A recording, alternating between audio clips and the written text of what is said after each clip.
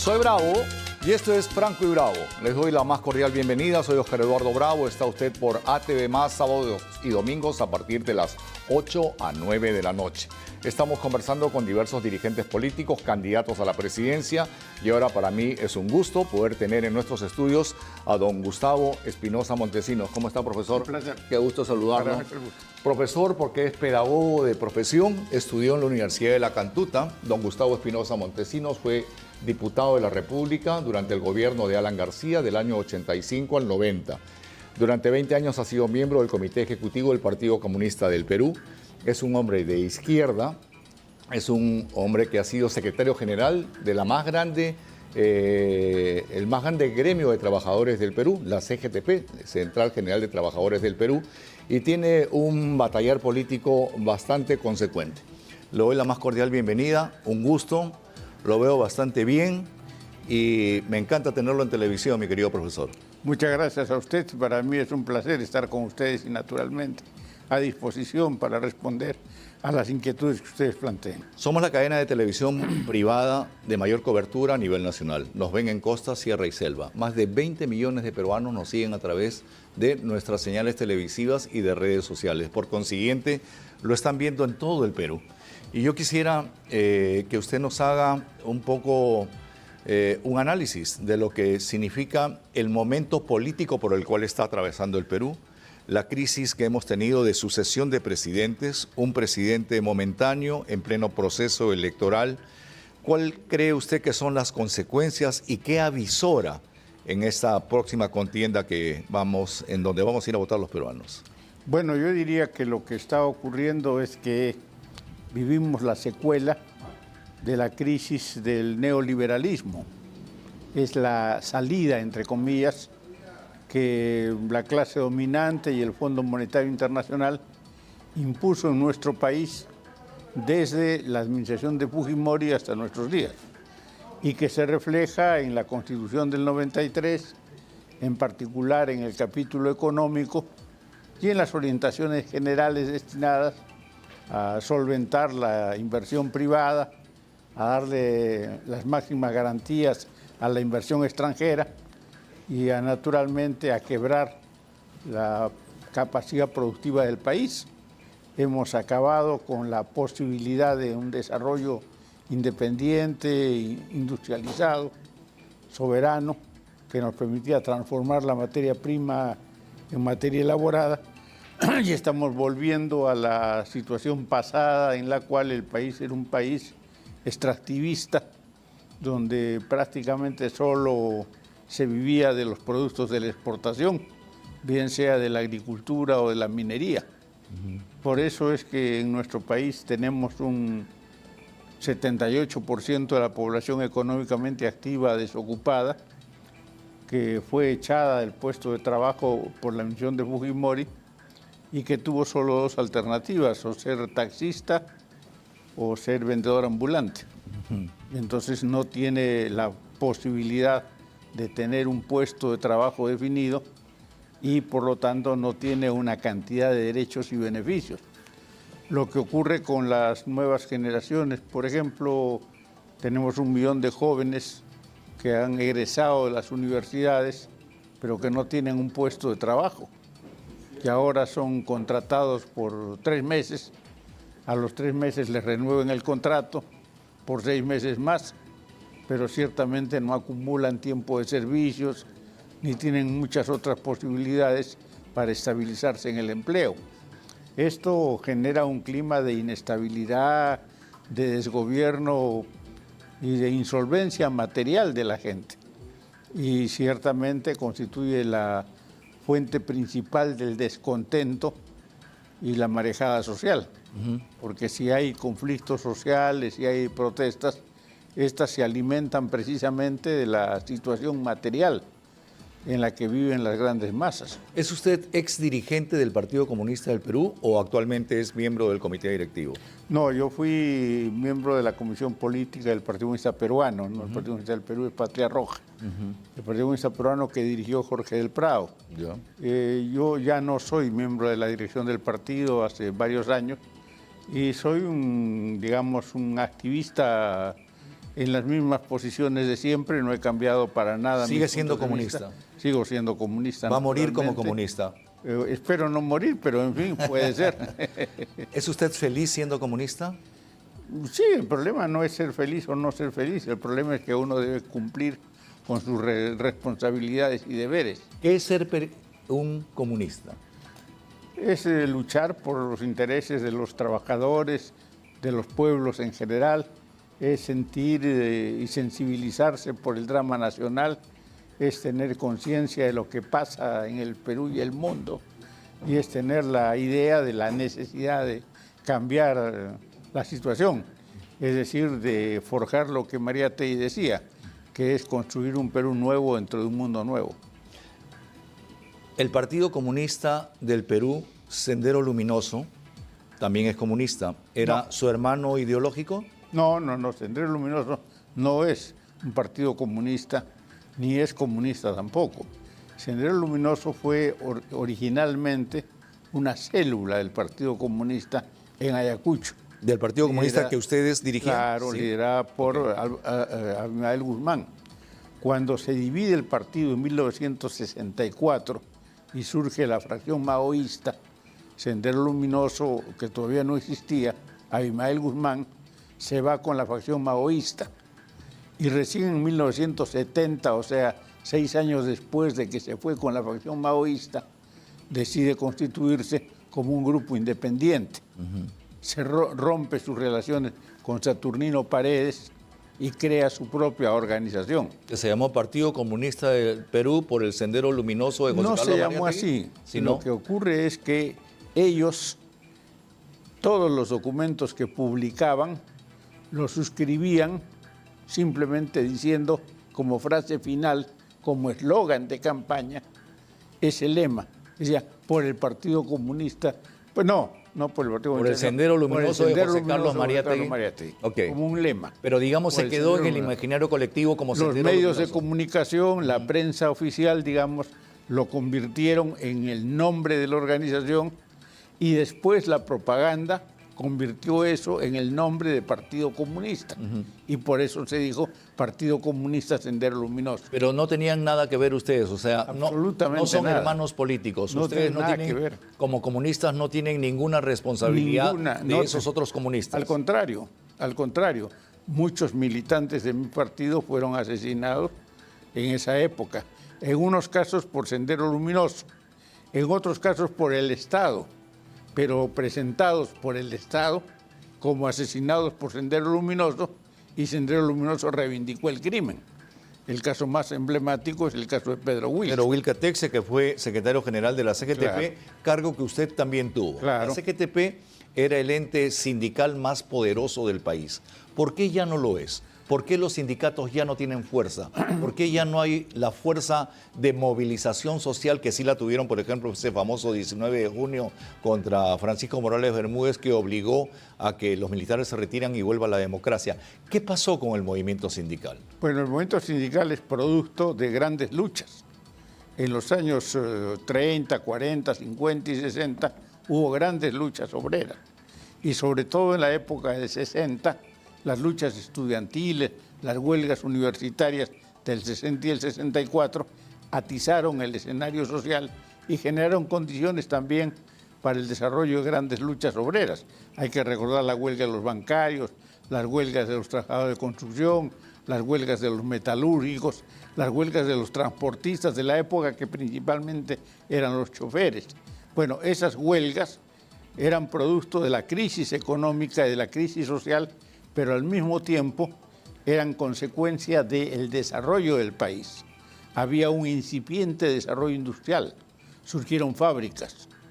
El Perú se fue convirtiendo en un país industrializado o semi-industrializado. Se generaron puestos de trabajo, se crearon sindicatos y federaciones, que no salieron del aire, sino que fueron creadas por los propios trabajadores. Pero que ya murieron, que ya no existen. Se fortalecieron. El neoliberalismo lo que hizo fue... Es neoliberalismo, es una palabra que oímos mucho. En una frase.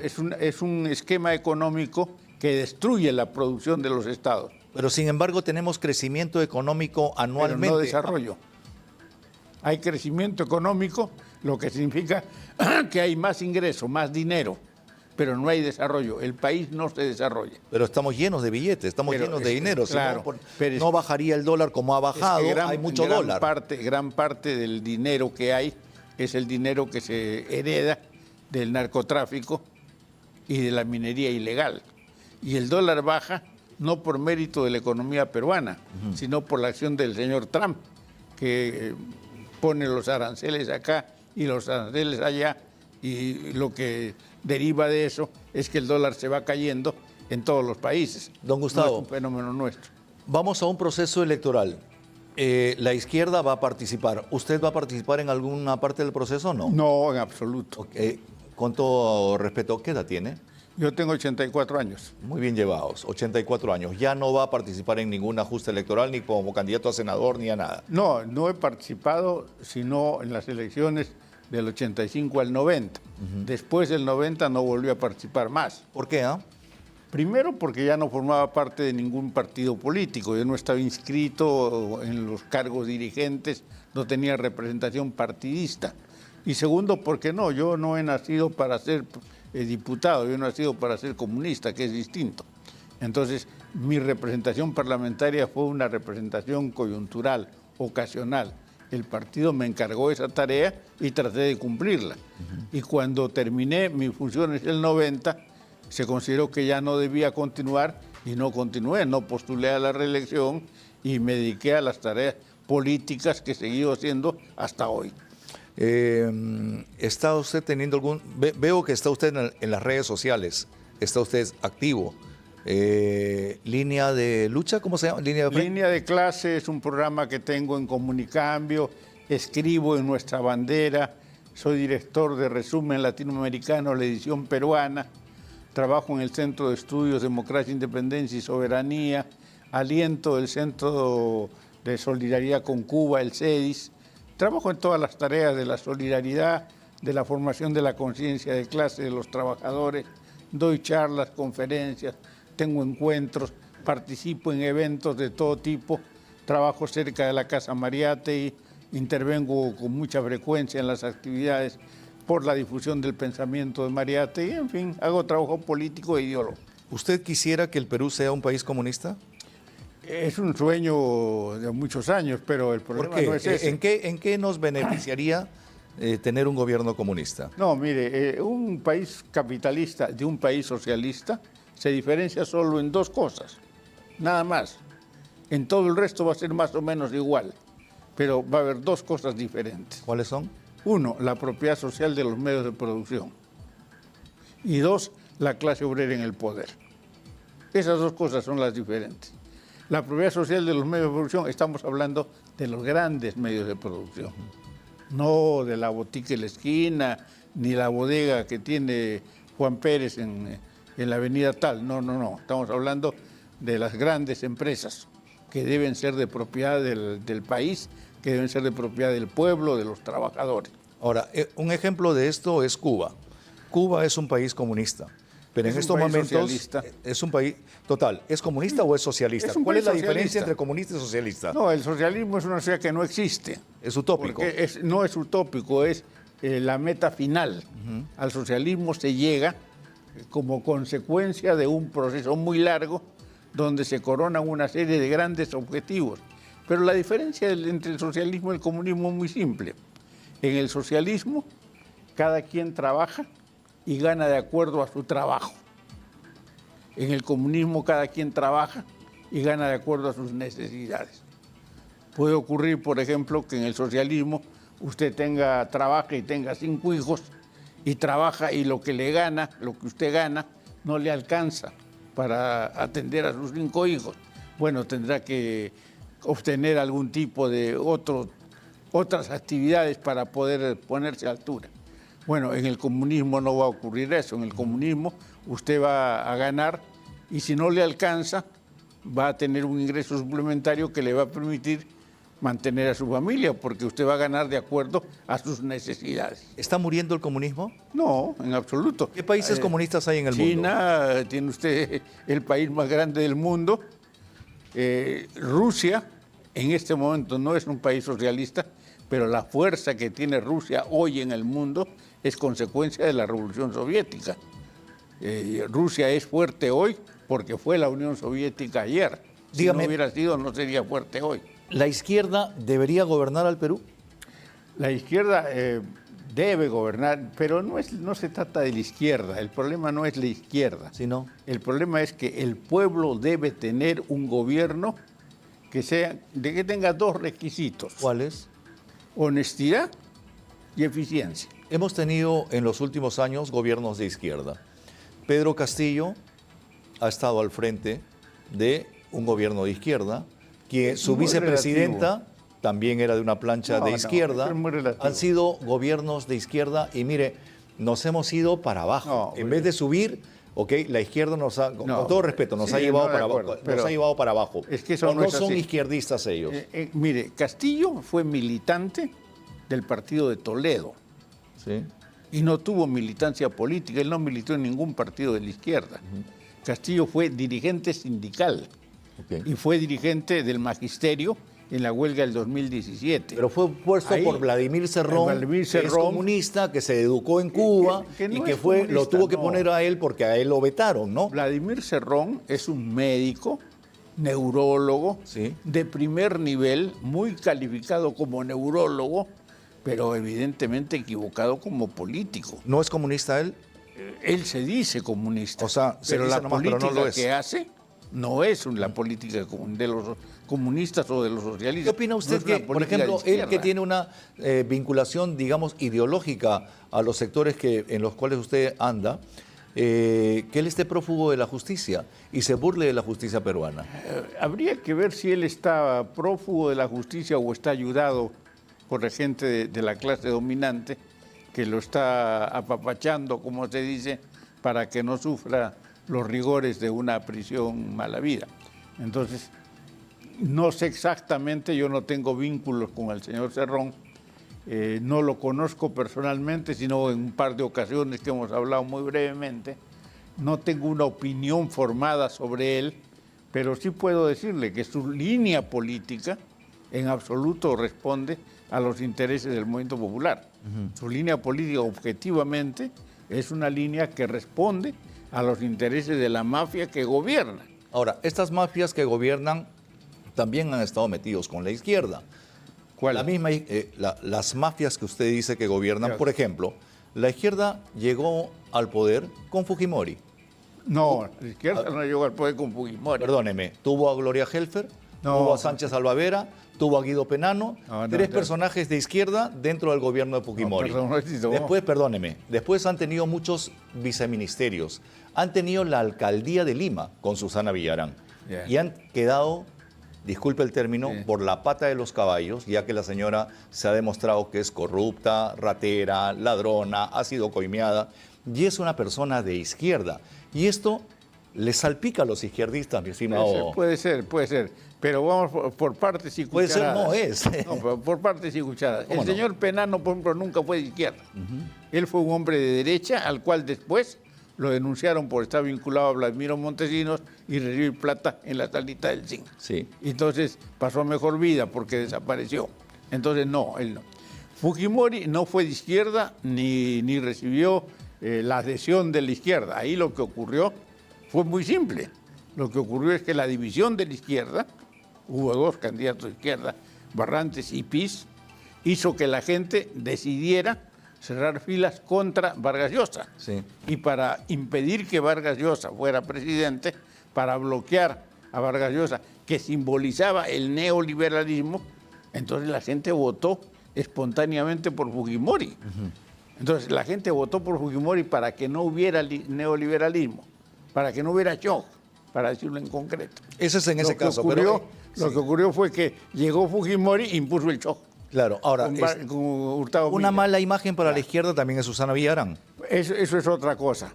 Hay que ver en el caso de Susana, porque Susana aparentemente lo que ha hecho es tomar dinero de, ¿cómo se llama? Odebrecht. De Odebrecht para hacer su campaña por la reelección y para hacer su trabajo, digamos, municipal en mejores condiciones para impedir que la voten.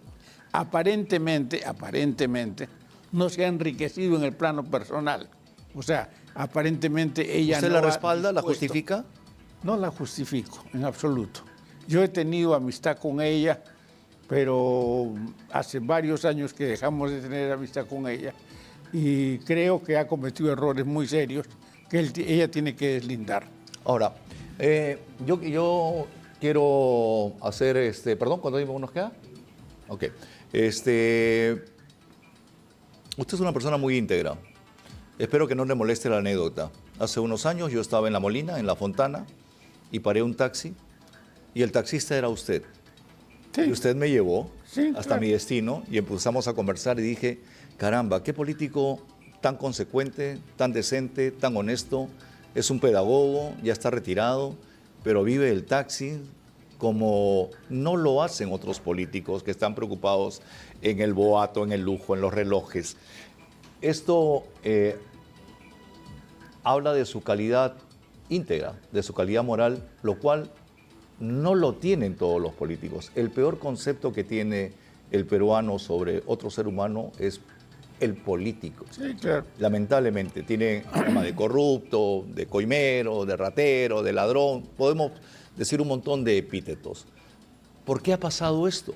Usted es una generación donde estaba Jorge del Prado, donde estaban senadores y diputados de izquierda y de derecha, una generación de políticos que se extraña, porque ya no es así la política. ¿Qué pasó? Puede ser. Lo que ocurre es que nosotros le dábamos mucha fuerza a la formación ideológica, es decir, al estudio de los problemas del país y al estudio de las teorías políticas, al análisis de la realidad nacional y mundial.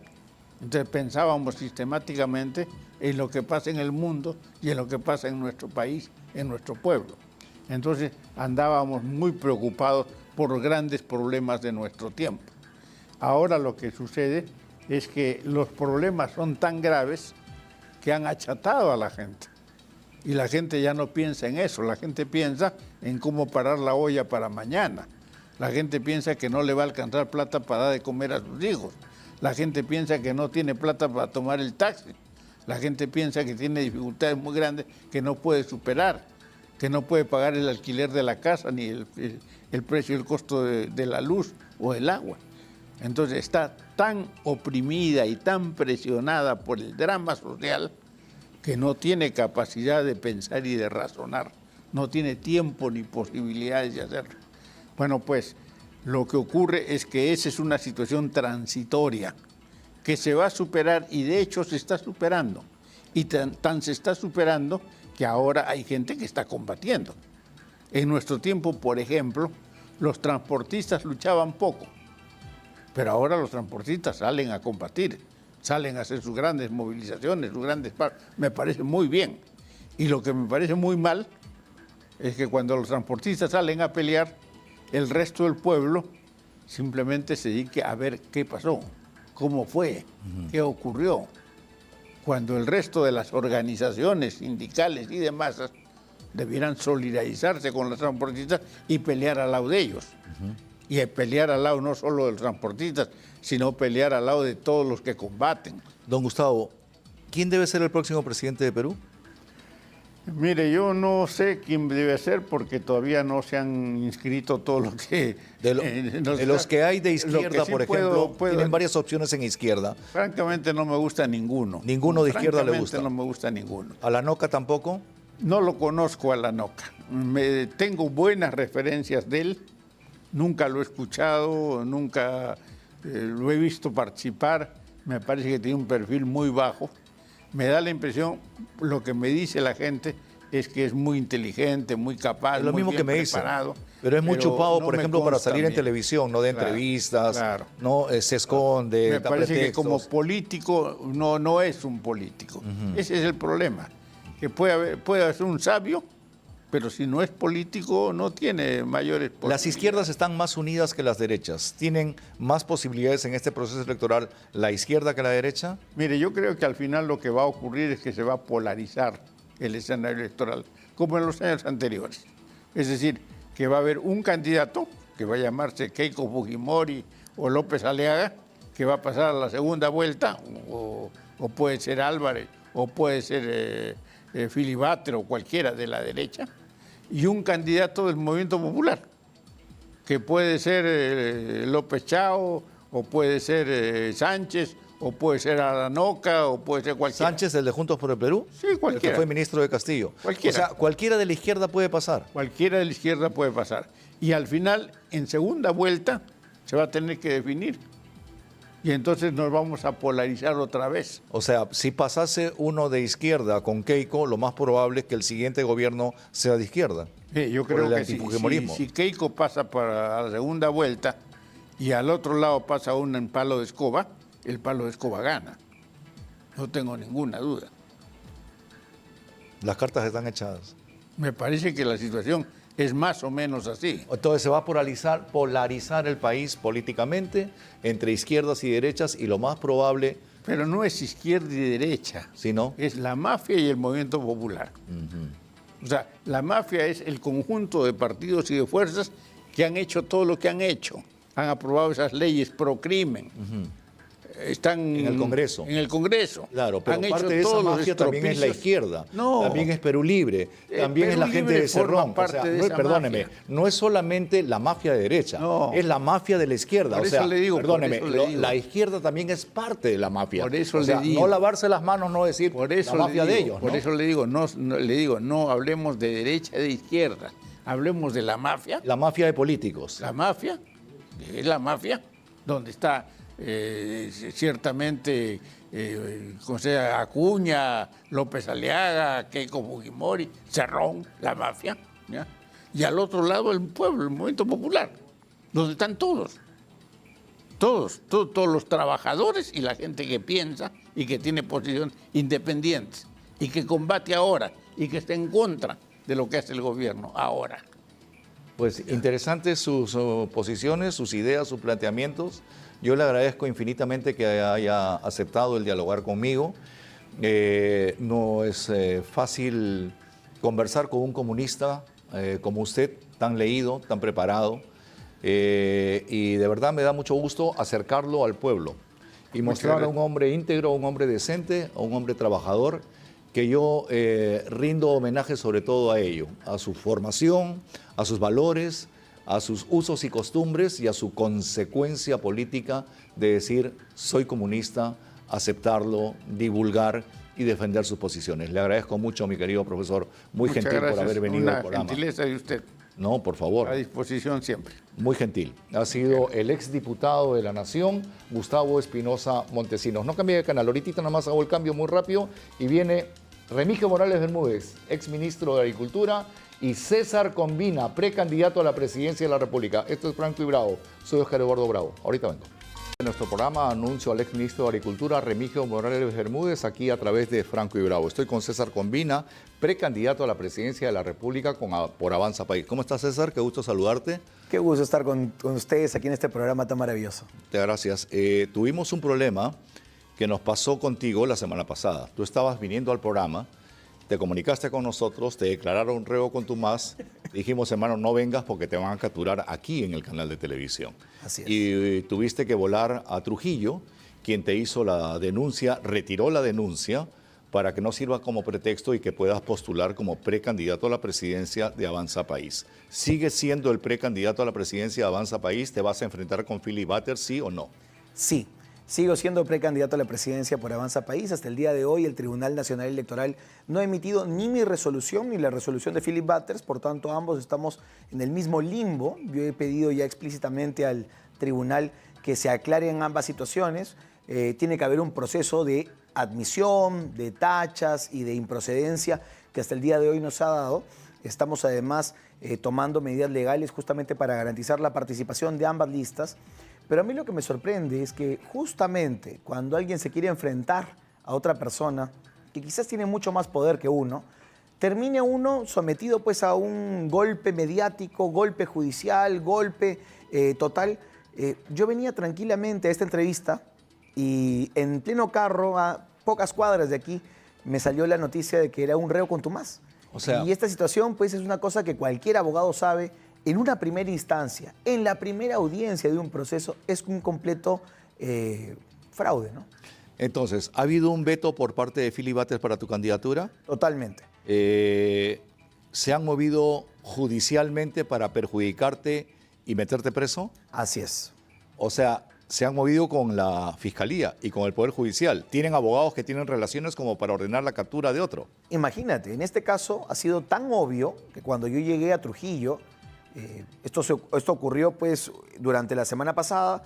Yo antes de venir aquí tuve que cambiar la ruta, me fui a Trujillo y llegué a Trujillo y fue tan obvia la cosa que el señor Arturo Fernández, que además me estaba denunciando, y yo le agradezco el gesto democrático de haber retirado la denuncia, se contactó conmigo y me dijo, ya sé que hay brazos y manos negras que han complotado con el Poder Judicial en Trujillo y yo no me voy a prestar para esto, yo voy a retirar la denuncia y creo que es obvio, ¿no? O sea, si por un lado te quieren inhabilitar, por otro, en el Congreso, en la subcomisión, cuando me lancé, ha salido mi proceso de inhabilitación. Gracias a Dios, legalmente lo hemos bloqueado. Luego, me quisieron excluir del partido, me quisieron votar de mi partido por postularme contra Philip Butters. Y en menos de 10 días me declaran reo contumaz. Creo que en la vida las casualidades no son coincidencia. Parece que me estuvieses describiendo un cuadro de la mafia, la política con jueces y fiscales. Quiere decir que está infiltrado el Poder Judicial y la Fiscalía por los políticos. Tienen relaciones como para poder hacer daño. ¿Y por qué te veta Philip Butters? ¿Te tiene miedo? Definitivamente, aquí me parece que hay una situación en donde, que es muy clara en el Perú, con mucha pena uno lo puede decir, ¿no? Si tú no tienes plata y poder, eres sometido a las mafias.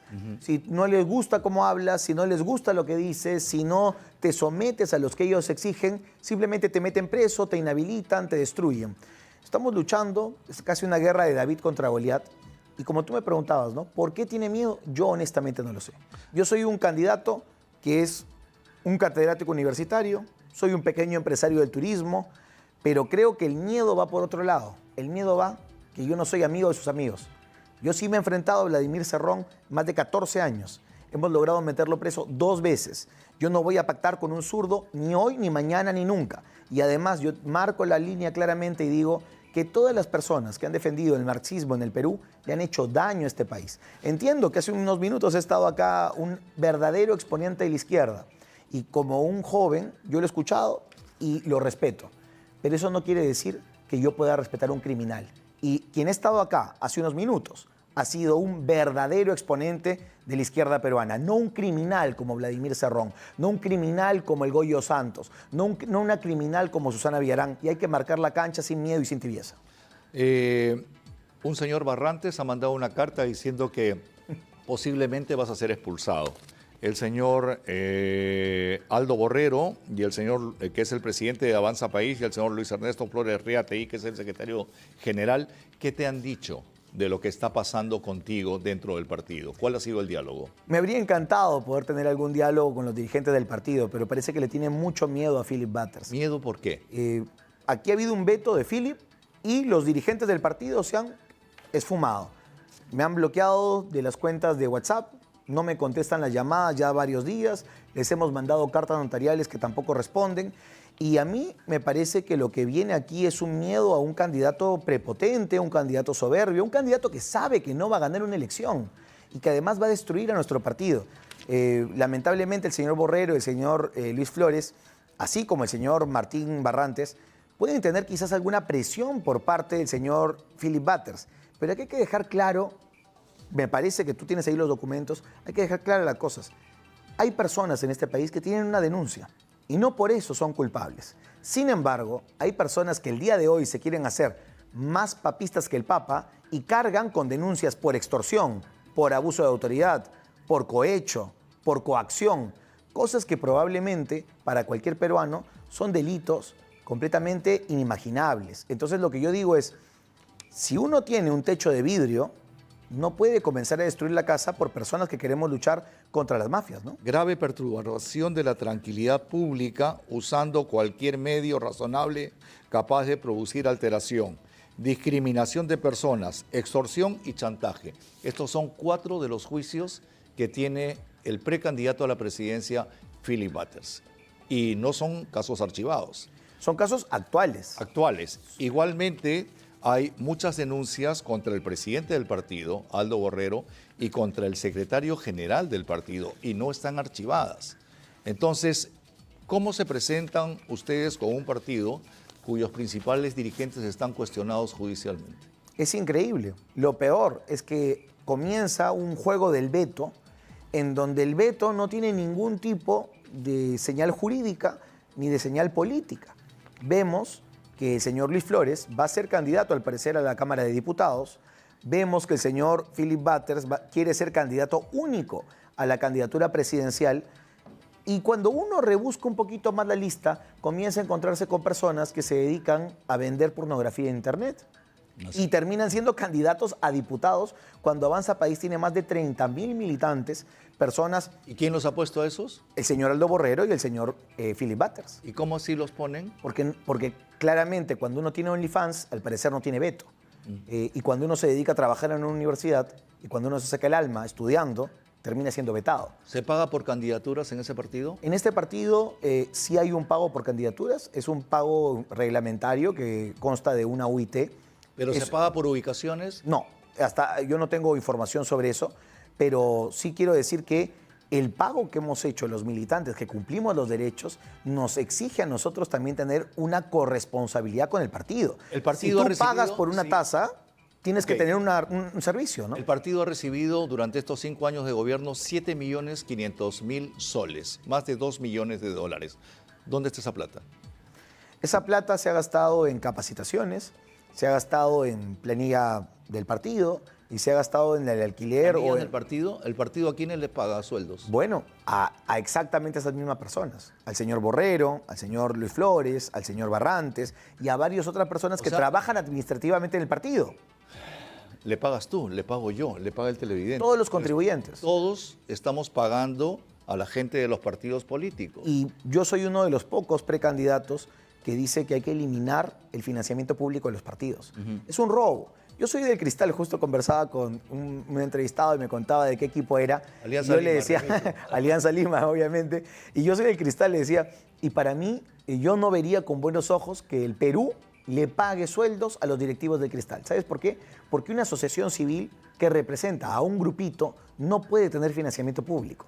Es lo mismo que está pasando en los partidos. Estamos creando pequeñas cuotas de poder donde personas que no generan ningún bien a la sociedad terminan ganando 5 o 6 millones de soles. Incluso el señor Cerrón gana 20.000 soles al mes de nuestros impuestos. ¿Cómo es posible que esto se dé? Si Philip Butters es precandidato y renuncia, porque muchos dicen que el funeral de Philip Butters fue en Juliaca. Él murió políticamente para todo el Yo lo creo también. ¿Tú crees que ha muerto? Sí. Políticamente. En Juliaca fue su Waterloo. Ahí perdió absolutamente todo. Esto significa que Avanza País no va a pasar la valla electoral. Y también puede significar que Philip Butters arrugue y al final no sea el candidato. Y Avanza País se queda sin candidato presidencial porque no se puede reemplazar si es que no hubiese una segunda lista. Porque si es que él se va, tendría que asumir la lista contrincante. Eso es lo que yo digo. ¿Cuál es el miedo? Yo no tengo miedo a perder. Yo no tengo ningún miedo a quedar segundo, como accesitario del señor Philip Butters. Pero ¿por qué Philip Butters tiene la obsesión de que Avanza País se quede sin candidatura alternativa? Por eso. O quizás está trabajando para otra candidatura. Ya pasó antes. En Avanza País, Lucho Molina era el candidato a la alcaldía de Lima. ¿Y ahora dónde está trabajando? ¿Y ahora dónde está? Presidente de Serpar con Porky. ¿Y qué pasa si el tío de Philip Butters, Porky, le dice, oye, ¿sabes qué? Acá hay algo y quítate y entro yo? Bueno, hay personas que son empresarios y que les gusta la transaccionalidad. Yo soy político. A mí poco o nada me importa. Yo, si muero, muero en mi ley. Si yo postulo como presidente de Avanza País, no importa si gano con 50% o si pierdo con 1%, porque yo defendería mi partido. Pero a ver, preguntémosle pues al otro señor que le gusta tanto el dinero y que todo lo ve números, si quizás otra persona le dará dinero y se terminará bajando. A mí me parece que... ¿Has hablado con él? ¿Has hablado con Philip? No, no tengo ningún tipo de diálogo con Philip. Y además el señor Philip Butters no tiene ningún tipo de diálogo con ningún dirigente de Avanza País, solo con el presidente del partido. Él manda en el partido. Él manda, es el nuevo dueño del partido. Y cree que es el dueño. ¿Cómo así se ha hecho dueño de un partido? ¿Qué le han dado? No lo sé. ¿O qué ha dado? No tengo la menor idea, pero me sorprende porque ya son 7 meses, yo mismo lo he apoyado. Yo mismo he estado junto a Jorge Trigoso, junto a Julio Verano, junto a Alejandro Cañari, varios dirigentes del partido, de Loreto, de Lima Provincias, de Junín, armando bases por Philip Butters, poniendo banners, poniendo pintas de nuestro dinero. Y hasta el día de hoy ni lo conocemos. Define a Philip Butters en una sola palabra. Para mí, Judas. Para mí, patán. El mío es más bíblico, el tuyo es más real. Franco y bravo. Hay que decir las cosas como son, ¿ok? Aquí hay libertad de opinión y yo tengo el peor concepto porque no creo que mi país merezca un candidato que tan solamente tiene quinto de secundaria, es un ganapán, no tiene ninguna profesión, funge de periodista y la verdad que enturbia un proceso electoral una gente que no tiene valores y principios. Y a eso se les dice patán. Y está destruyendo, que es lo que yo le he dicho a mi partido. Yo estoy convencidísimo que si Philip Butters postula, no vamos a pasar la valla. No porque yo me ponga de picón, no porque a mí no me caiga bien. Los números no mienten. Se requiere 5% de voto popular y se requieren 7 diputados en regiones. ¿En qué región puede meter un diputado Philip Butters? En ninguna. En ninguna. No, con ese candidato no llegan ni a la esquina. No Tal llegan cual. ni a la Ojalá que Avanza País en los próximos días reflexione. Yo voy a estar siguiendo todo el trabajo para apoyar a nuestras bases partidarias y yo espero que el 7 de diciembre estemos los dos en la balota, los dos, y que los delegados elijan. Si me toca perder, seguiré mi vida privada y sin ningún problema. Y si me toca ganar, agarraré el toro por las astas y yo no paro hasta decirle al Perú que necesitamos una gran reforma de derecha. Soy un hombre abiertamente de derecha, sin tibieza, sin miedo, y hay que copiar los buenos modelos de Nayib Bukele y de Javier Milei. César Combina, precandidato a la presidencia de la República por Avanza País, ha estado aquí en Franco y Bravo. Muchísimas gracias, suerte y éxitos. No cambie de canal. Ahorita vengo con Remigio Morales Bermúdez. Esto es Franco y Bravo.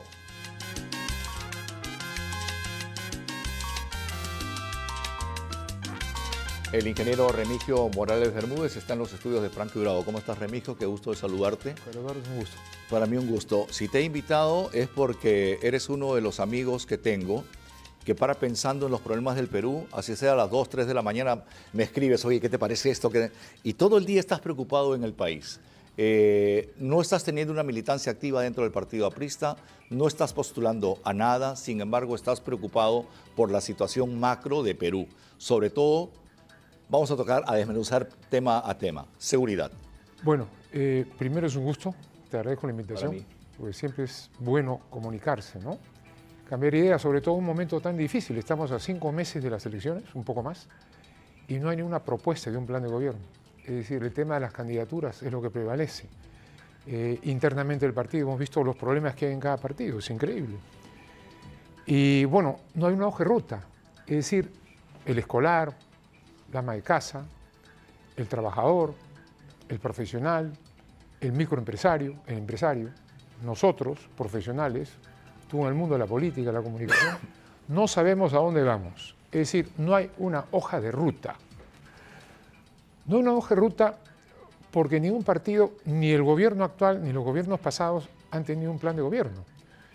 El año 2019-2020 se hizo un plan nacional de inversión para la infraestructura, para la competitividad. Y luego, eso fue el 2019-2020. Interesante.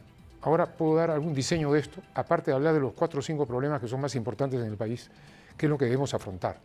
Luego después, el exministro Carranza, en el Instituto de Gobernabilidad, realizó un plan de inversión para cierre de brechas de infraestructura regional con corredores económicos, que tiene que ver con la reforma del Estado. ¿Por qué? Porque ningún plan de gobierno se va a poder realizar si es que no se moderniza la gestión del Estado. En el plan de infraestructura y competitividad que se hizo el año 2019-2020, con la colaboración del Banco Interamericano de Desarrollo y del gobierno inglés, se desarrollaron primero las brechas de infraestructura para poder darle un desarrollo integral al país.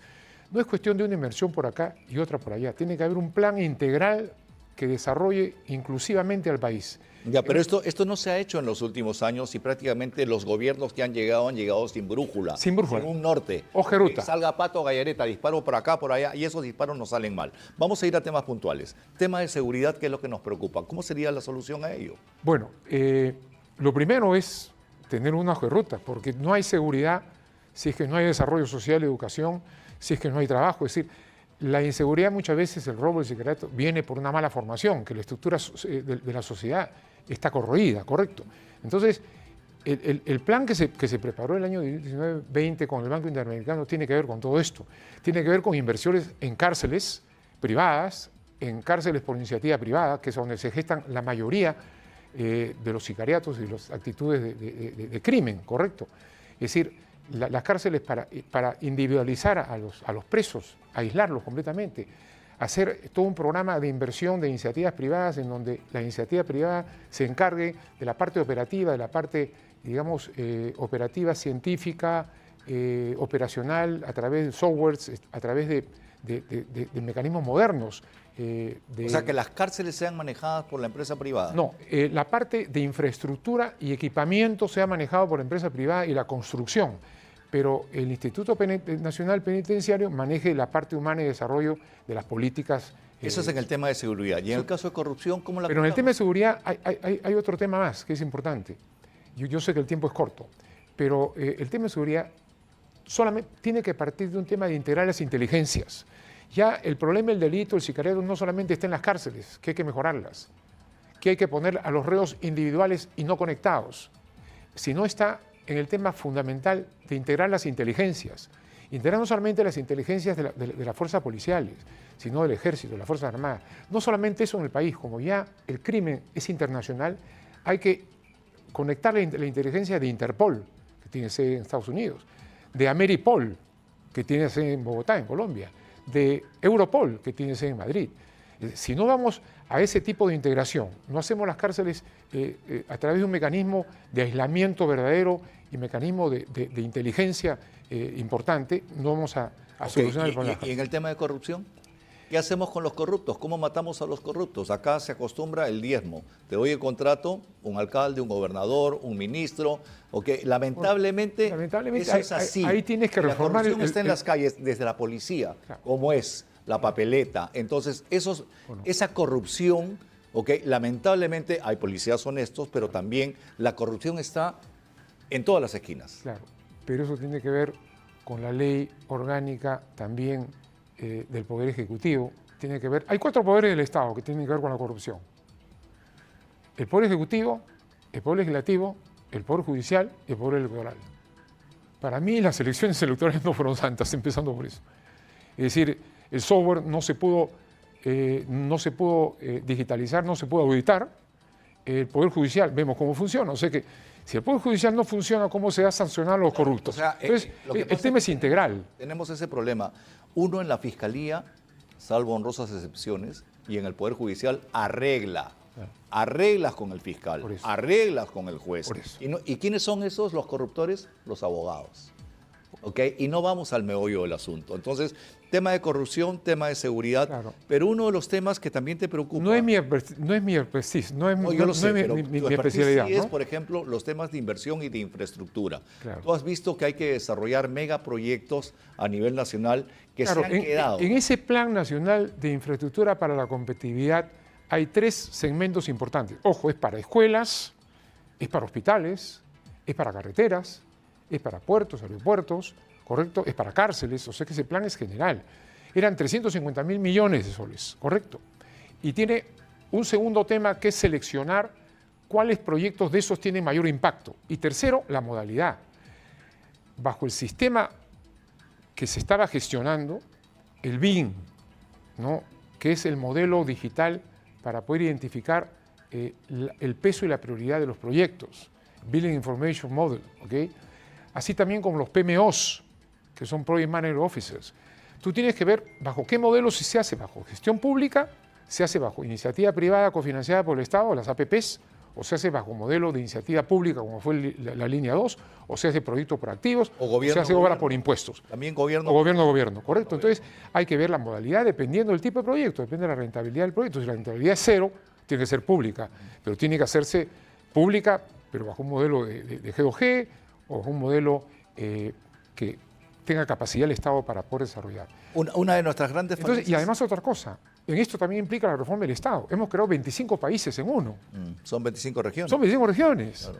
Correcto. Entonces, Pero el tienen país una está relativa dividido. autonomía porque dependen del presupuesto de la República, no pueden legislar, no pueden generar nuevos tributos, o sea, también están amarrados. Pero no es tanto así, porque el canon sí disponen del canon, que Claro, se tiene y que ver no con la usan bien minería. el dinero, no están El capacitados, canon tiene devuelven con a la fin de minería. año. Exacto. Claro, entonces se ha trasladado más bien los recursos, pero no se ha trasladado la capacidad de gestión pública. Es decir, los ministerios no se han descentralizado. Seguimos igual acá. ¿No? Y se han alimentado con dinero a las regiones y no hay capacidad para poder hacer el desarrollo de los proyectos. Los corredores económicos, hay una ley de mancomunidades regionales que facilita la gestión regional. Es decir, por proyectos, por un grupo de proyectos que tiene que ver una región con otra o tres regiones, se crea una mancomunidad regional con una unidad ejecutora específica. Nada de eso se ha aplicado. No hay un plan nacional de infraestructura e inversión. Hubo, pero no se aplica. Se hizo el 19 y 20. Pero que hemos perdido desde el Instituto Nacional Hemos de perdido Planificación, por ejemplo. institucionalidad. Claro, claro. Ese es el tema. Ahora, Remigio, el agua. Es decir, Remigio, el agua. Pero por eso. ¿Cuánto agua por perdemos eso, en el mar? Dentro de ese modelo de desarrollo, se queja muchas veces y con razón que dependemos un poco de la industria primaria, de la minería. Y la agroindustria ahora, con este dólar que está totalmente deflacionado, eso se le está haciendo un daño, no solamente al exportador agrícola, sino al agricultor, porque no se le puede pagar el mismo precio. Hay tres temas donde el Perú tiene ventajas comparativas. Agua, que es la octava fuente de agua en el mundo. Segundo, la minería. Y tercero, la agricultura. Porque de los 170 y pico climas que existen en el mundo, tenemos 120 microclimas. Entonces podemos producir todo el año de todo.